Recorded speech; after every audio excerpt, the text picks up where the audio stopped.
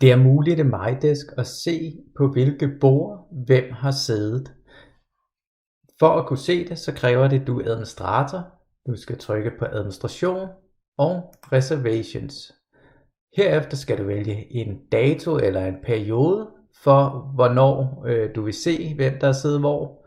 Du kan vælge lokation eller lokationer og vælge områder.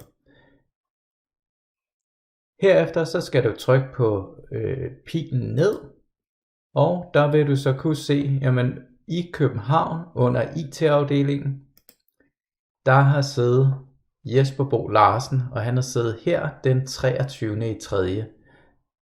Hvis jeg kører en dag tilbage, så kan jeg tilsvarende se, at på Gamle Kongevej, almindelig kontorplads 1-26, der har Henrik siddet her.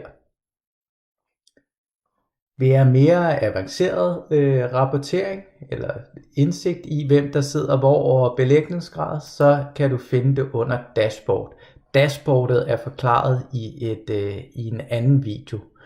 Og igen, vil man endnu mere avanceret rapportering, jamen så kan man koble Power BI på. Der har vi en række rapporter, som I kan gøre brug af og lave avanceret rapportering.